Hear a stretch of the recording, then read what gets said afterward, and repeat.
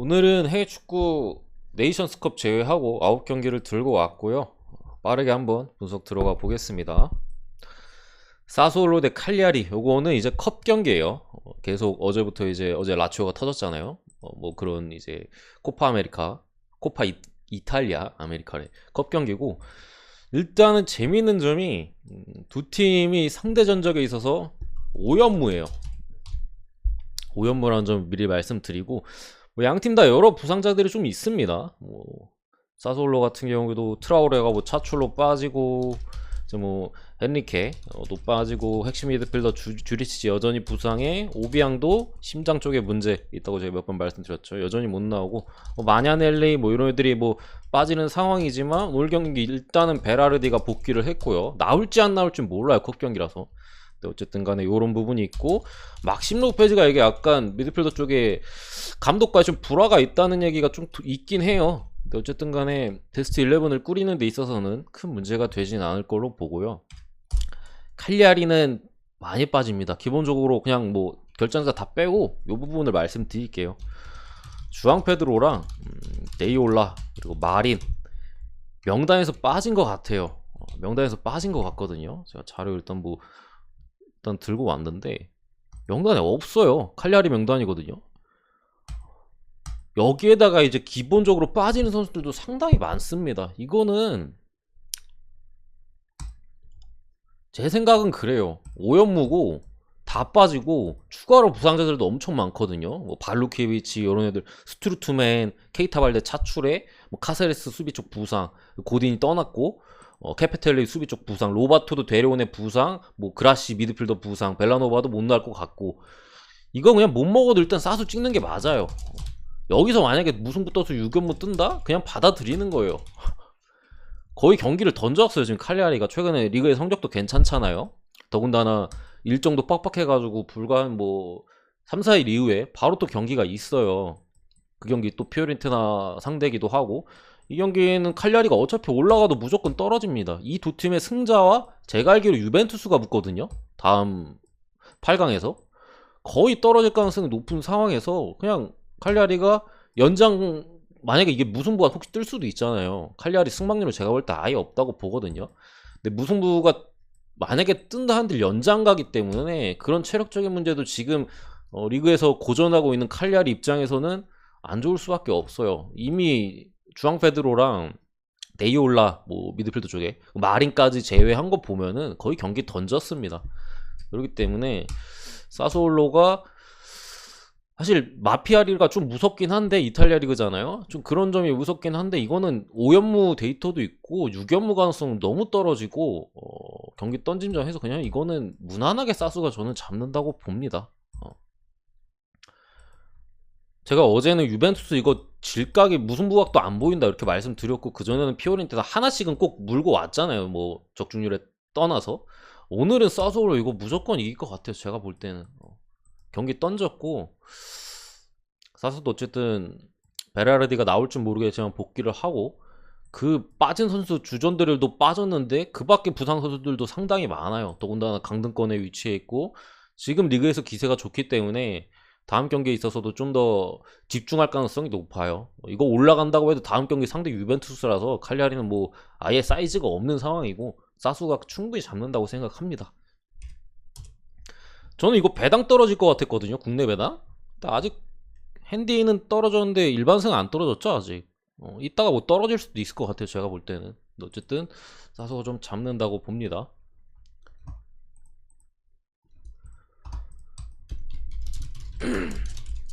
제가 목이 안 좋아가지고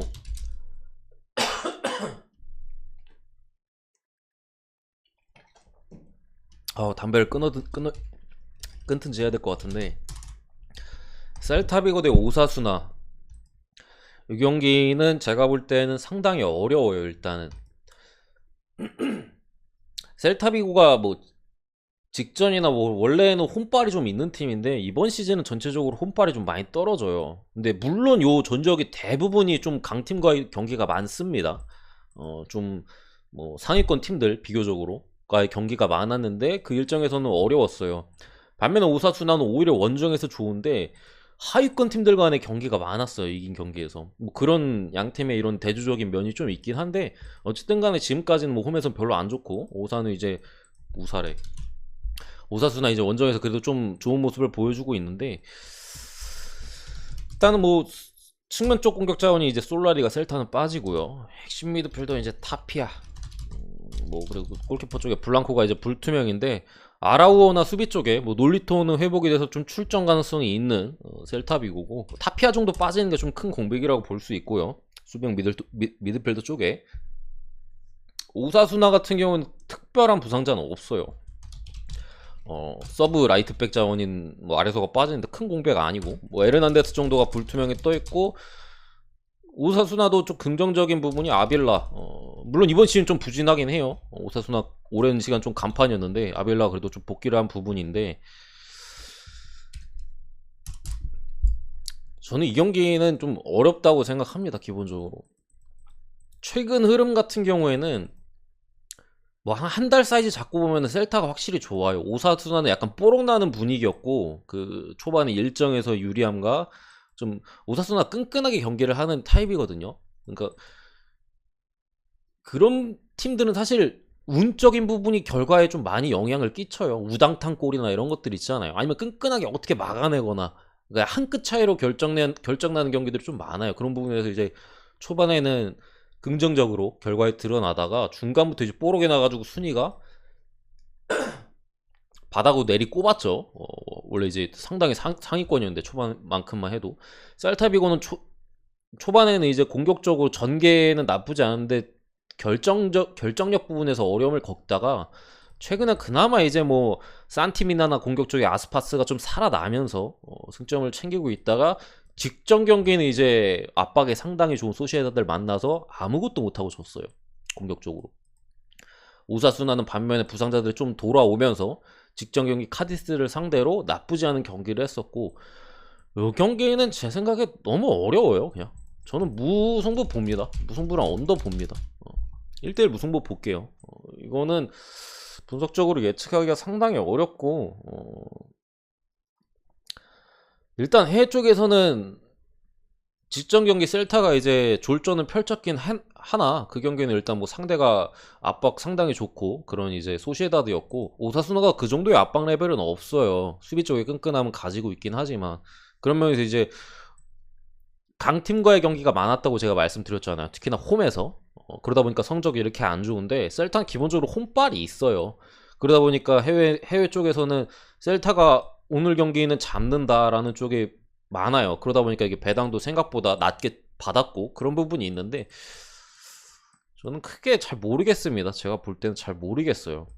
오사수나도 복귀자들이 많고 해가지고 셀타가 특히나 타피아 빠지는 것도 좀 미드필더 쪽이 커 보이고 한 끗 차이의 승부가 좀 나지 않을까 생각합니다. 그래서 무승부를 본 거고 뭐 언더 쪽도 본 건데 저는 배팅은 안 할 것 같아요. 이 경기는 배팅 안 할 것 같은 경기 중에 하나입니다. 개인적으로.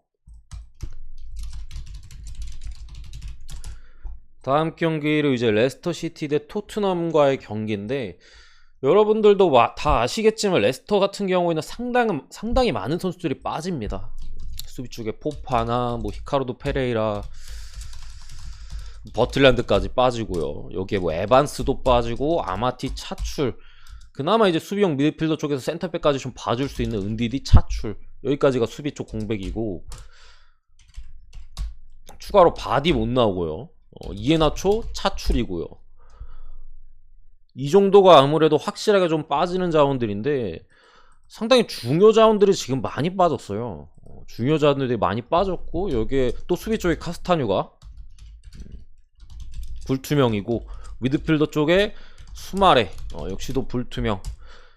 그나마 다행인 점이 이제 수비 쪽에 쉐윈지가 복귀할 가능성이 좀 있고 다카 또 복귀할 가능성이 좀 있는 레스터 시티인데 어쨌든 간에 측면 수비도 박살났고 사실상 중앙 수비도 에반스가 빠지기 때문에 안정감이 좀 떨어지는 부분이 있어요. 뭐 포파나 아마티의 공백도 분명히 아쉽고 오늘 경기 아무래도 쉐윈지가 복귀를 한다면은 뭐 베스테르고르랑 슈엔지 이렇게 나오고 측면 쪽에 뭐 토마스가 나올라나? 어린애 있거든요. 걔가 나오거나 오른쪽 같은 경우에는 자원이 없습니다. 지금 레스터는. 그러다 보니까 올브라이튼 옛날에는 뭐 울버햄튼 때인가? 그때는 뭐 잘하긴 했는데 지금은 이제 운동 능력이라든가 이런 게 많이 떨어져가지고 스피드도 원래 그리고 스피드가 빠른 선수가 아니에요. 킥이 장점인데 그러다 보니까 사실 토트넘에 손흥민이 있었으면은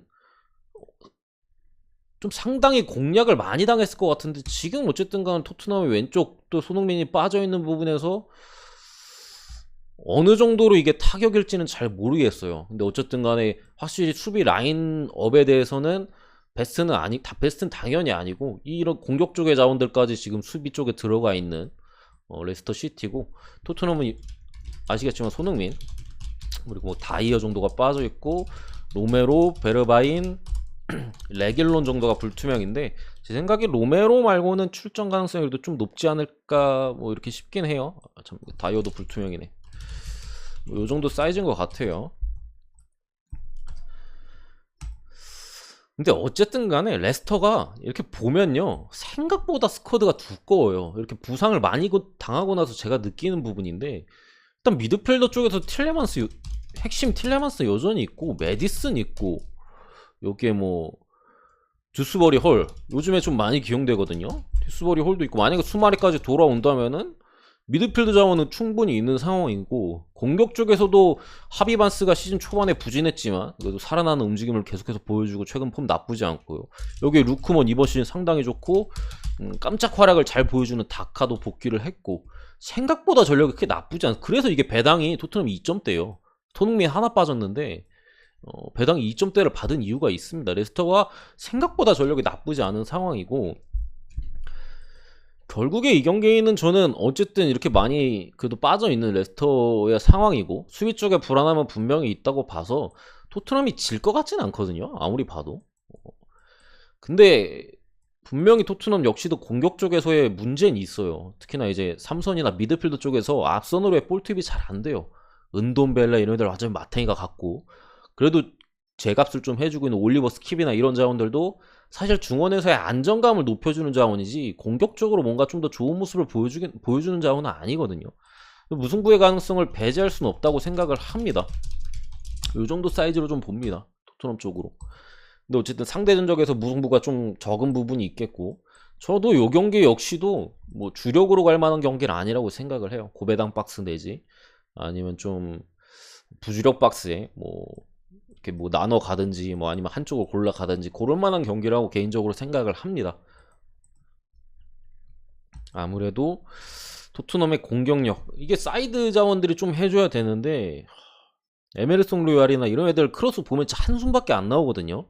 측면에서 결국 풀어줘야 되는데 손흥민도 없고 루카스 모우라 같은 경우가 오늘 그나마 좀 해결사 역할을 해줄 수는 있어요. 레스터시티 이제 중앙수비 라인이 쉐인지가 돌아온다 하더라도 순발력 면에서 좀 떨어지는 부분이 있거든요. 더군다나 이제 확실한 좀 수비 보호를 해줄 자원이 은디디가 빠졌고 그러다 보면 모우라가 좀 해줘야 되는 부분이 있는데 또 어떻게 될지 모르죠. 그러다 보니까 한 골차 승부가 좀 나오지 않을까 이렇게 봅니다. 어쨌든 토트넘이 지진 않는다고 생각해요. 이게 바디라도 있으면은 레스터가 좀 잠그면서 역습을 때리기 편한데 바디까지 없기 때문에 아예 레스터가 잠글 만한 사이즈는 아닌 것 같습니다. 제가 볼 때. 그래서 2대1, 뭐 1대1, 뭐 그 정도 스코어가 나오지 않을까라고 생각을 하고요.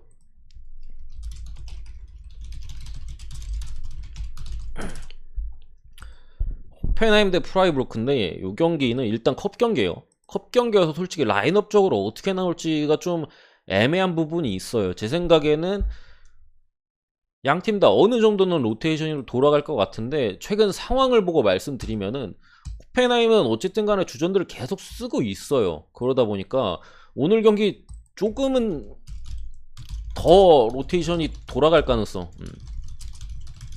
높다고 봅니다. 프라이부르크에 비해서는.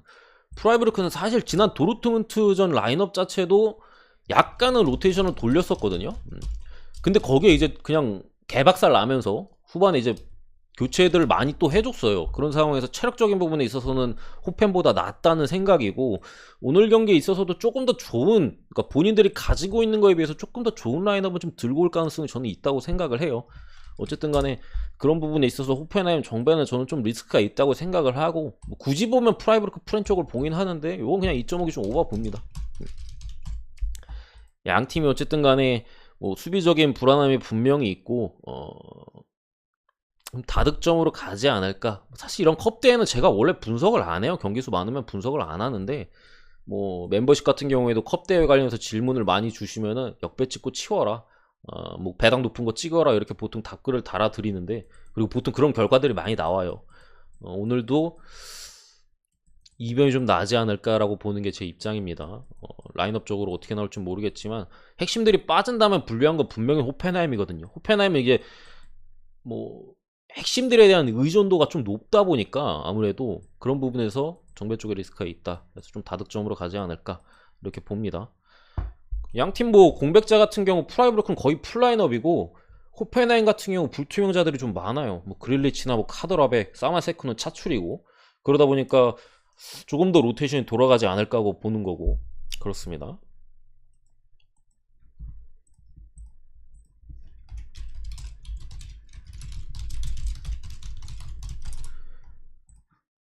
헤르타 베를린 대 유니온 베를린, 이름만 봐도 아시겠지만 더비전입니다. 상당히 이제 치열한 더비고, 지난 경기에는 이제 유니온 베를린이 홈에서 2대 0으로 아주 가볍게 좀 헤르타를 제압했었는데,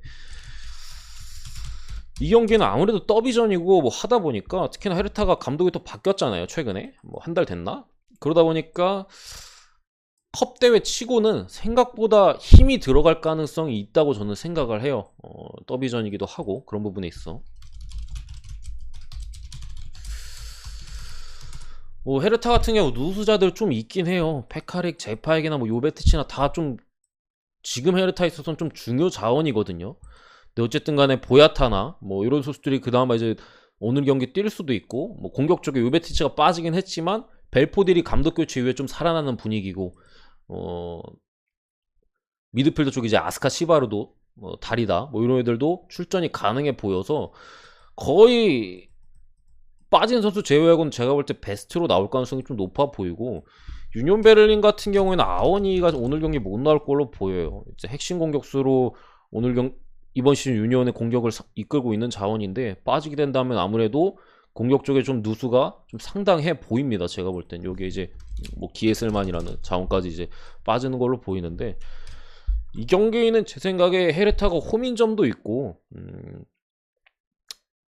감독 교체 이후에 어쨌든 최근에 상승세 분위기를 달리고 있거든요. 그러니까 경기력 면에서도 분명히 좀 나아지는 부분이 있고, 결과도 조금씩 얻고 있는 부분을 감안했을 때 아워니가 베를린은 빠지고 더비전이고 홈이고 상승세고, 여러 부분 감안했을 때 헤르타 프렌의 가능성이 더 높다고 생각을 하고, 양팀 이제 주포들이 빠진 부분 감안했을 때도 언더 쪽에 낫다 싶어요. 중원 싸움이 좀 치열하게 더비전답게 진행이 되지 않을까 싶고, 그 와중에 이제 헤르타가 지지 않는 식의 경기의 가능성이 좀 높아 보입니다. 근데 어쨌든 컵 대회이기 때문에 뭐 언더에 대한 리스크도 있고 뭐 그렇다고 생각을 해요. 막 엄청 좋아 보이진 않습니다. 컵 대회 부분도 가면은 사실 이게 리그였으면 언더 찍는 게 맞거든요. 양 팀의 상황을 고려했을 때. 근데 컵 대회고 승패가 갈릴 확률이 그때 좀 있잖아요. 그러다 보니까 언더에 대한 리스크도 좀 있다. 뭐 이 정도 느낌. 어쨌든 접근을 한다면 이렇게 가는 게, 이 두 개 중에 하나 골라가는 게 맞다 생각합니다. 근데 뭐 해배는 이 전력 자체가 애초에 유니언이 이번 시즌 좀 세다 보니까 유니언이 좀 떨어지는 것 같기도 하고, 무승부가 좀 떨어지는 것 같기도 하고, 뭐 헤르타가 조금 올라가는 것 같기도 하고, 지금까지는 그래요. 근데 어쨌든 저는 이렇게 봅니다.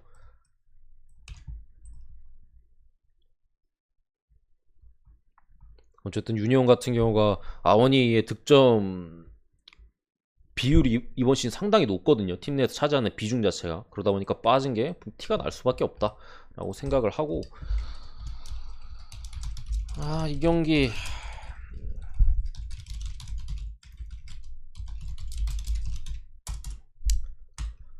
요 경기는요, 약간 느낌이 뭐냐면 독이 든 성배나 독이 든 사과를 집어드는 느낌이라고 저는 받아들여져요. 사실 여러분들도 그렇게 느끼실 거예요.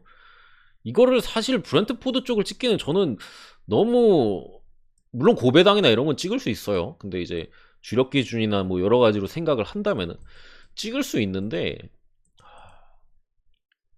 사이드로 결국 분석적으로 보나 사이드로 보면 맨유 쪽을 볼 수밖에 없거든요. 어쨌든 이게 랑닉 감독이 쓸수하는 포메이션이 이거밖에 없는데 이 포기 선언한 걸로 보여요. 아 이거 우리 맨유 시스템에 안 맞는다. 포기 선언하고 결국에 이제 433이나 뭐 이렇게 해가지고 뭐 4231이든 회귀를 할 걸로 보여요. 그러니까 결국에 이 부분에 있어서는 제가 많이 말씀드렸잖아요. 맨유의 문제라고. 결국에 이제 422를 쓰면은 브루노 페르난데스가 활약하기 어려워요. 왜냐면 이제 뒤쪽에 수비형 미드필더는 뽀백 보호에 이제 좀 치중해야 되는 부분이 있고 앞선에 투톱으로 기용하기 어렵고 이는 사이드 자원이에요. 사이드 자원이기 때문에 브루노 페르난데도 어쨌든 공격형 미드필더에서 뛰어야지 이제 자기 역할을 해줄 수 있고 그런 부분에서 문제가 있었는데 저도 이제 맨유의 어쨌든 핵심은 부패였잖아요. 몇 년 동안. 근데 부패를 죽이는 전술을 쓰고 있는 문제가 있었는데 결국에는 이제 좀 돌아갈 걸로 보여요. 그런 상황이긴 한데 맨유가 전체적으로 팀 분위기가 안 좋습니다. 뭐 호날두 같은 경우도 금이환영 해가지고 어떻게 맨유에서 이렇게 딱 해볼라 했는데 돌아오자마자 이제 맨유의 어린애들이 자기 꼰대 취급하고 앉아있고 뭐 전체적으로 팀 분위기가 부패도 뭐 재계약 안 한다는 얘기가 나오고 있죠. 그러다 보니까 분위기 자체가 좋지 않은데 상대가 또 브렌트포드네. 이게 어느 정도 팀이었으면 사실 맨유 쪽 볼 사이즈는 아닌데 이 브렌트포드 만나서도 지금 맨유가 1.58? 5구인가? 상당히 높은 배당을 받았어요. 심지어 복귀자들도 있는데 뭐 브렌트포드 같은 경우 데이비드 라야가 여전히 빠지고 뭐 구두나 다실바 같은 장기 부상자 뭐 유르겐센이나 오누에카 뭐 차출로 또 빠지고 공백자들이 있는 상황이고 맨유는 완비사카가 오늘 빠져요. 수비 쪽에 뭐 에릭 바이도 뭐 못 나오고 여기에 뭐 레시포드나 호날두나 포그바 마샬 요 정도가 불투명인데 딱 말씀드리면 포그바는 못 나올 가능성이 높고요. 마샬은 뭐 마샬 호날두 정도 명단에 포함 가능해 보이고 레시포드는 잘 모르겠습니다. 뭐 이런 상황이라서 충분히 이제 전력적으로는 가동이 가능하거든요. 뭐 호날두 나올 수 있고 뭐 산초, 부페, 레시포드 미드필더 쪽에서도 이제 맥토미니가 징계 복귀했고 이런 상황이어서 아무리 전력적으로 보면 사실 맨유를 찍을 수밖에 없는데 배당도 그렇고 저는 이것도 이렇게 봅니다. 사실 뭐 독이든 성배나 뭐 사과를 물 사람들은 물 거라고 생각을 해요. 근데 그에 따른 리스크는 있다고 생각을 하고 뭐 물어볼만 하다고 생각합니다. 배당이 좋기 때문에. 근데 어쨌든 간에 저는 좀 보수적으로 맨유가 지금 분위기나 상황에 있어서 좀 이긴다 하더라도 졸전 끝에 이기지 않을까라고 생각을 하고요. 혹시나 터질 가능성까지 고려를 한다면은 이렇게 보는 게 조금 더 낫지 않을까 싶어요. 어쨌든 배당이 세기 때문에 금액적인 부분에서도 좀 더 줄이면서 접근을 할 수 있는 부분이 있고 이렇게 봅니다. 언오버 같은 경우에는 맨유가 이기면 오버 난다 생각하고요. 무승부 나오면 언더 나온다 생각합니다. 뭐 간단합니다. 이렇게 봅니다. 근데 브렌트포드 하는 거 보면 사실 무조건 이겨야 되는 게 맞는데 근데 브렌트포드도 사실 쉽게 무너지지 않을 가능성은 분명히 있어요. 리버풀전에서도 잘 비비긴 하다가 한 골 먹으면서 무너졌는데 어쨌든 이렇게 보고요. 7번째 경기 소시에다드 대 AT 마드리드. 이 경기는 일단은 먼저 말씀드릴게요. 소시에다드 프랜스는 봅니다. 나쁘지 않아 보여요. 나쁘지 않아 보이는데 부상자들 쪽 보면은 뭐 바레네시아가 빠지고 앞선에 뭐 카를로스 페르난데스랑 이제 수비 쪽에 몬레알 이렇게 빠지는 상황인데 뭐 이삭이 불투명 떠 있는 건 좀 아쉽긴 해요. 불투명이긴 한데 못 나올 가능성을 좀 높게 봅니다.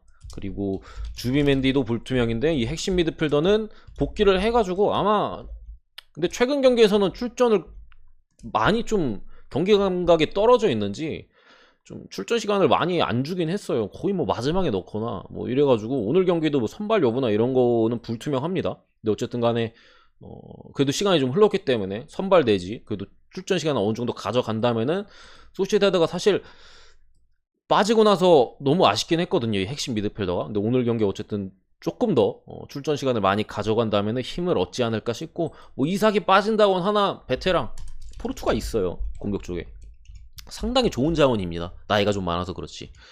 어쨌든 간에 뭐 이런 애들이 또 출전한다면은 좋은 모습을 보여줄 수 있지 않을까 싶고 잠시만요.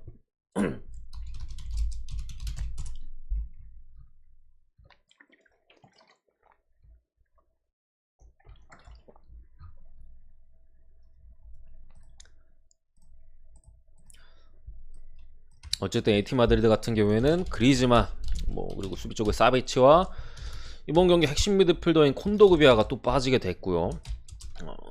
마르코스 요렌테도 불투명에 떠 있는데 에티 마드리드도 사실 전술적인 변화를 가져간다는 얘기가 있어요. 계속 4-4-2였잖아요. 누구야? 감독 이름 갑자기 기억 안 나네. 시메오네가 계속 4-4-2를 쓰다가 좀 3미들 형태를 최근에 좀 많이 실험을 하고 도입할 계획이라는 얘기가 있어요. 그래서 오늘 경기도 라인업적으로 전술적인 변화를 가져갈지는 모르겠는데 일단 기본적으로 저는 지금의 상태 에이티 마드리드가 소시에다드 압박에서 상당히 고전할 가능성이 높다고 생각을 합니다.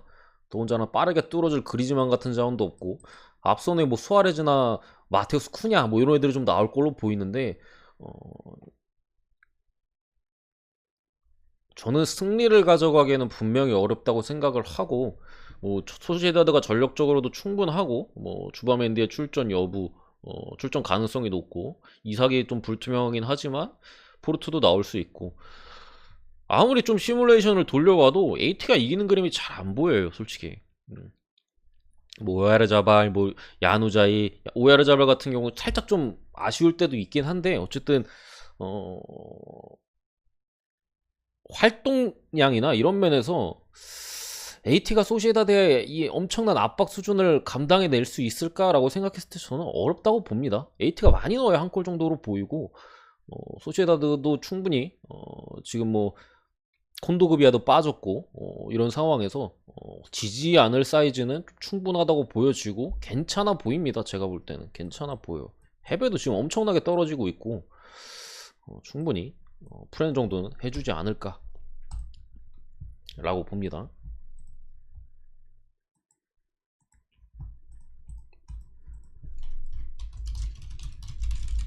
이거는 데이터가 없죠. 볼 수가 없습니다. 다르게 인터밀란이 충분히 가져갈 만한 경기고 마인슨까지 저는 봅니다. 어쨌든 엠폴리가 누수자가 있어요. 수비적인 파리시나 앞선에 디프란체스코 이런 자원들이 빠졌고 오늘 하스도 못 나올 걸로 보이고 로테이션을 돌릴 가능성도 저는 있다고 생각합니다. 물론 인터도 로테이션 돌릴 가능성이 있긴 한데 인터는 돌려도 브로조비치는 꼭 나오더라고요. 왜냐면 팀 내에서 차지하는 비중이 워낙 크다 보니까 특히나 지난 경기 이제 비달도 이제 출전 정지로 못 뛰었던 부분이 있고 로테이션을 어느 정도 돌린다 하더라도 충분히 잡는다고 봅니다. 제코도 지난 경기 못 나왔었죠. 산체스가 나왔었나? 아무튼간에 여러 부분 고려했을 때 엠폴리가 상당히 어렵게 갈 가능성이 높다. 이거 사실 분석할 의미가 없습니다.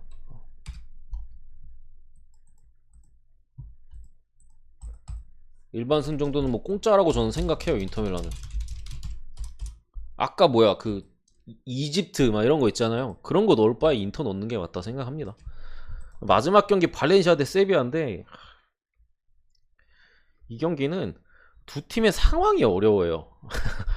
둘 다 지금 내적으로 상황이 좀 별로 안 좋습니다. 발렌시아 같은 경우 수비 쪽에 이제 가브리엘 파울리스타가 빠졌고 이번 시즌 좀 마틴이 가긴 했지만 체리셰프 코레이라도 빠져있고 듀로 바스 막시 고메즈 폴키에 엘데르 코스타 불투명자가 많아요. 그러니까 이게 왜 이렇게 많냐면은 제가 알기로 이게 바스가 코로나 걸렸는데 주위에 엘데르 코스타나 이런 애들이 있어가지고 다시 코로나 검사 결과를 받아야 돼서 이게 불투명이 지금 떠있는 상황이거든요.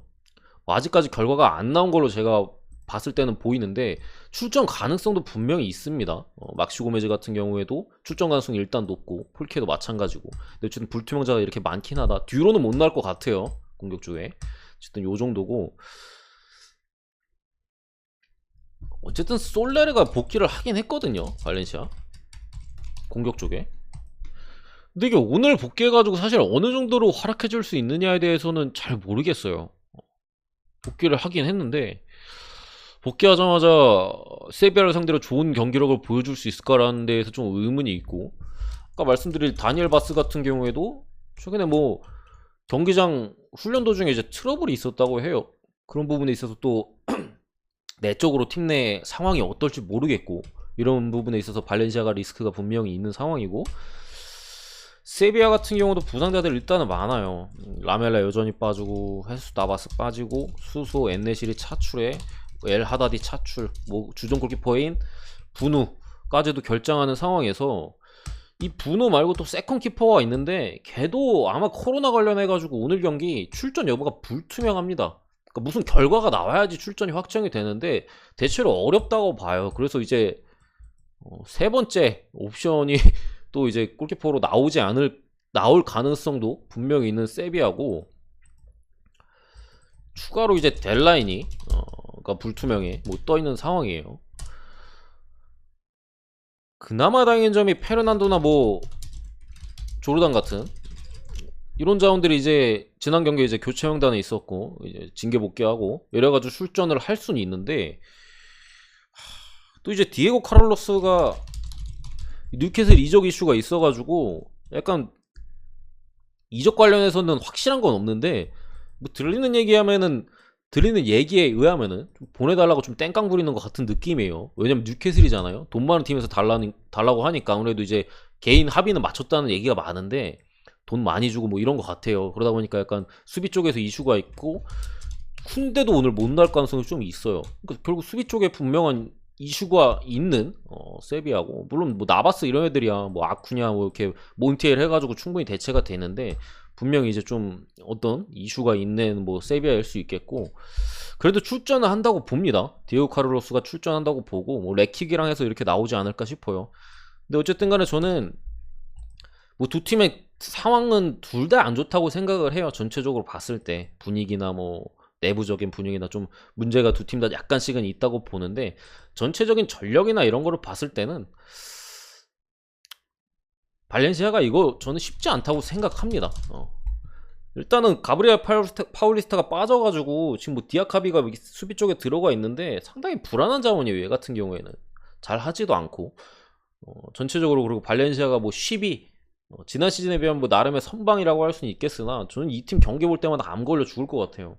경기력이 상당히 이제 크게 좋지 않은, 특히나 미드필더 쪽에서 바스나 이런 애들도 빠질 가능성이 있고, 여러 선수들이 코로나 관련 이슈 때문에 출전 여부가 좀 불투명한 부분까지 감안한다면은 세비야가 그래도 좀 잡을 가능성이 있어 보이고, 배당 대비 메리트까지 생각해서 이렇게 본 겁니다.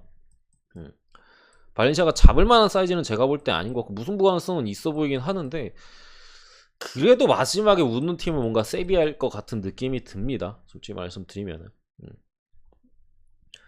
어쨌든 엔네시리가 빠졌긴 하지만 뭐 라파밀가 어느 정도 해주고 있는 부분이 있고, 해배당 흐름은 뭐 사실 양 팀 다 상황이 안 좋잖아요. 어디가 빠져도 특별히 이상하진 않아요. 양 팀 다 상황이 안 좋고, 말씀드린 대로 세비야 같은 경우 쿤데 오늘 경기 합류 못했다는 얘기가 있고, 골키퍼 쪽에서 이슈 말씀드렸잖아요. 1옵션 빠지고, 부누가 상당히 잘하거든요. 부누 빠지는 것도 큰데 2옵션도 빠지고 3옵션이에요 키퍼가.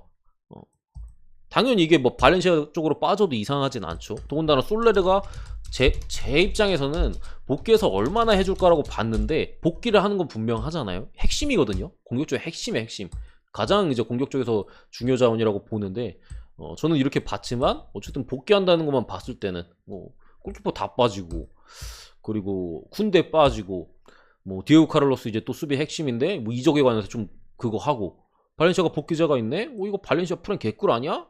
라는 분석도 충분히 가능하긴 하잖아요. 그런 식으로 뭐 빠질 수는 있습니다.